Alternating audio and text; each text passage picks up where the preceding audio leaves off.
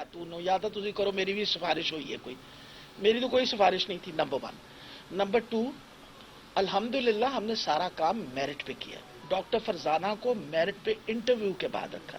ये हमारी दोनों जो इस वक्त डॉक्टर्स को लगाया गया है, ये सीनियर मोस्ट हैं, उनको एक एडिशनल चार्ज दिया गया है। ये पोस्टें बाकायदा एडवर्टाइज होंगी। एडवर्टाइज करने के बाद हम जिस तरह इंटरव्यू लेते हैं, सबको बुलाते हैं, उसमें इंटरव्यू होगा, जो काबिल होगा उसको रखेंगे।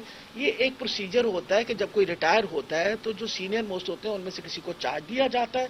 चार्ज देने के बाद हम एडवर्टाइज करते हैं, एडवर्टाइज करने के बाद हम काबिलियत पे रखते हैं।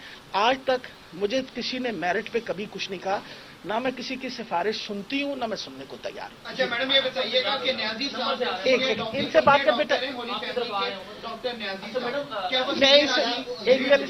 क्या वो सीनियर आदमी नहीं थे जो वो कायम मुकाम एमएस बनाए जाते होली फैमिली के? क्या एक सूबाई वजीर की बेगम को ही बनाना लाजिम था? कौन सा मेरिट है मैडम? ये मेरा ख्याल, आप यही सवाल करिए कि अगर यही मेरिट है तो फिर तहरीक इंसाफ का सेहत का मेरा ख्याल है कि 32,000 लोग हमने एम्प्लॉय किए, 32,000 लोग, जिसमें प्रोफेसर, एसोसिएट प्रोफेसर, मेडिकल अफसर। सबसे बड़ी ये बात है कि पैरामेडिकल स्टाफ।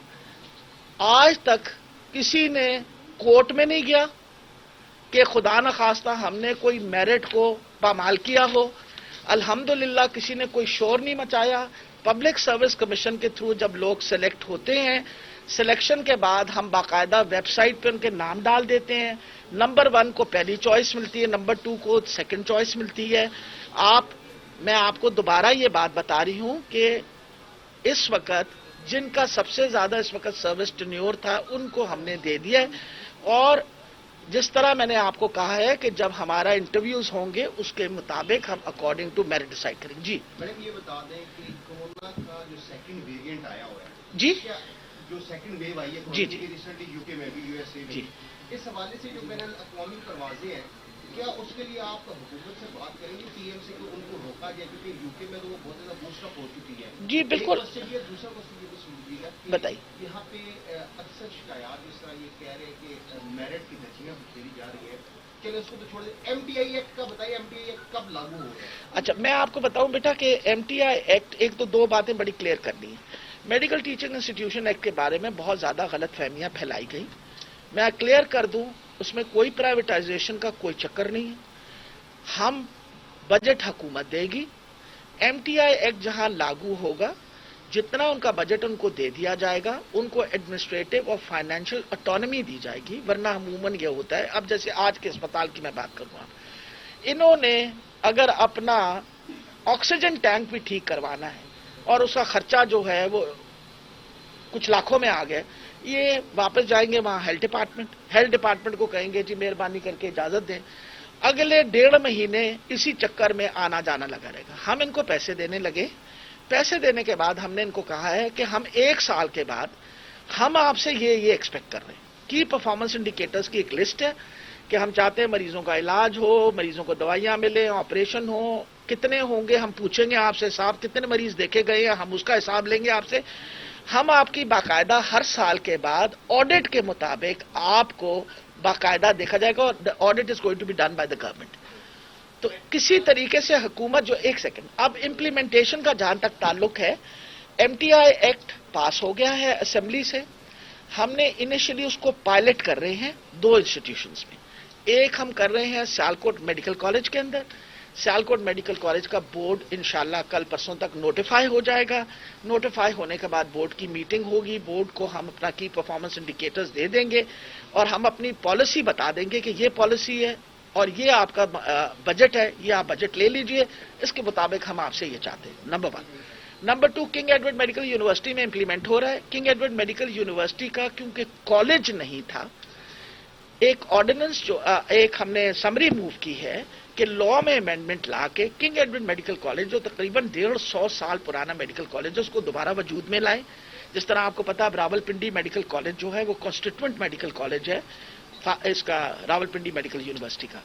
इसी तरह हमारी हुकूमत के आने के बाद निश्तर को اور فیصل آباد پنجاب میڈیکل کالج کو ہم نے مخصوص کیا. اسی طریقے سے یہ سارے تو 2 ہاسپٹلز میں ہم امپلیمنٹ کرنے کے بعد 1 سال کے بعد اس کا پرفارمنس ایویلویٹ کریں گے کہ یہ ایک نئی طرز طریقہ لایا ہے. اس میں اگر کوئی ٹویکنگ کرنے کی ضرورت ہے, کوئی بہتری کرنے کی ضرورت ہے, تو ہم ایک دفعہ ساری بہتریاں لا کے اس کی انالیسس کر کے انشاءاللہ باقی انسٹیٹیوشن.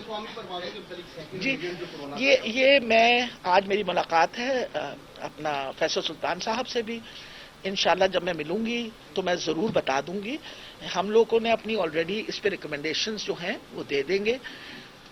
انٹرنیشنل پروازوں کا سب سے بڑا مسئلہ یہ بن جاتا ہے کہ ہمارے ہی لوگ جو ہیں جو گئے ہوئے ہیں باہر, وہ کسی اور فارن کنٹری میں بیچارے پھنس جائیں.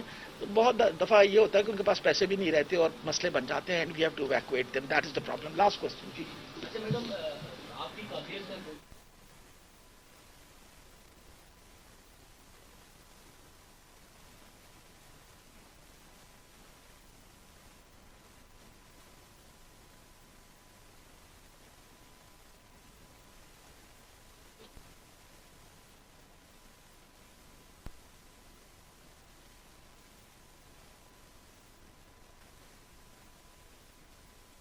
بیٹا میں نے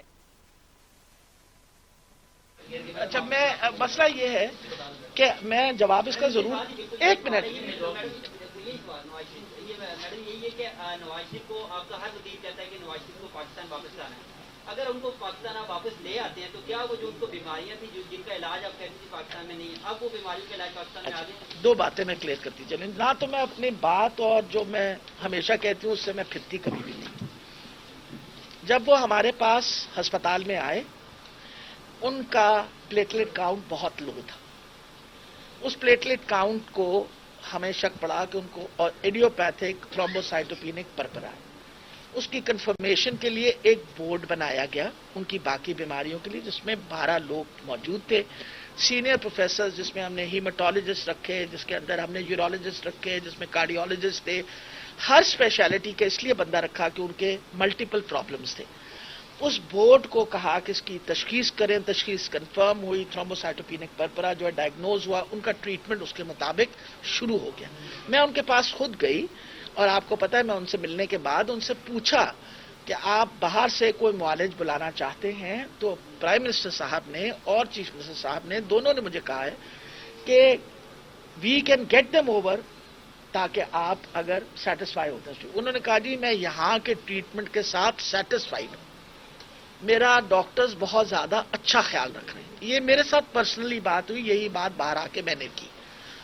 مقصد یہ تھا کہ جو ان کا پلیٹلیٹ کا پرابلم تھا اس کی ہم نے صحیح تشخیص کی تھی, اور تشخیص کرنے کے بعد اس کا صحیح علاج ہوا. 2 مسئلے بنے, اس میں 2 مسئلے یہ تھے, وہ پرانے دل کے مریض تھے 2003 میں, پھر اس کے بعد 2015 کے اندر آپ کو پتا ہے وہ انگلینڈ جا کے ان کی سرجری وغیرہ ہوئی. اس سرجری کے دورانیہ میں جو بھی کمپلیکیشنز ہوئی, وہ کہتے تھے جب میں نے ان سے پوچھا کہ آپ کا ہم نے CT اسکین اور یہ کرنا ہے, تو انہوں نے کہا میں اپنے پرسنل معالج سے بات کر کے آپ کو بتاؤں. ٹھیک ہے جی. اب اس کے بعد یہ ہوا کہ جب وہ ہمارے پاس سے 14 دن کے بعد ایک بہتر حالت میں گھر واپس گئے ہیں, بلکہ گھر نہیں گئے, وہ شریف سٹی ہاسپٹل, تو انہوں نے اپنی ایک عرضی دے دی کہ جی میں اپنا مزید آگے کا جو علاج ہے, تو فار ایگزامپل ایک جینیٹک ٹیسٹ تھا, ہم نے کہا تھا کہ ایک آپ کا بون میرو ہم کرنا چاہیں گے, ایک جینیٹک ٹیسٹ کرنا چاہیں گے, اس کے لیے بھی انہوں نے نہیں ایگری کیا, CT اسکین کے لیے بھی نہیں ایگری کیا. وہ وہاں گئے ہیں, انہوں نے جا کے عرضی جو ہے وہ کورٹ میں دی. اب دیکھیں مسئلہ یہ ہے کہ he is diabetic and an old patient of heart, یہ بارے تو کسی سے چھپی بھی بات نہیں ہے. کارڈیک کیتھیٹرائزیشن کا ذکر تھا, وہ کہتے تھے میں نے کارڈیک کیتھیٹرائزیشن وہاں کروانی ہے. ہمدردی کے طور پہ, انسانی ہمدردی کے طور پہ ہمارے بورڈ نے بھی کھڑے ہو کے ساری جو باتیں بتائیں, ان کو کورٹ نے اجازت دی بیل کے اوپر کہ وہ تشریف لے جائیں. ہمیں یہ انڈرسٹینڈنگ دے دی گئی کہ ان کی بیل کی توسیع تب ہوگی جب ہم رپورٹیں دیں گے ان کو. وزیر صحت Punjab doctor Yasmin Rashid news conference کر رہی ہیں. ان کا کہنا ہے کہ 40 ارب روپے حکومت پنجاب دواؤں پر خرچ کر رہی ہے. اگر اسپتال سے باہر سے دوا منگوانے کی شکایت ملی تو ایکشن لیں گے. ان کا کہنا تھا کہ اسامیوں کا اشتہار دیا جائے گا. اور پروسیجر کے مطابق بھرتی ہوگی۔ آسامیوں کا اشتہار دیا جائے گا۔ ان کا کہنا تھا کہ میں کسی کی سفارش نہیں سنتی اور نہ سننے کو تیار ہوں۔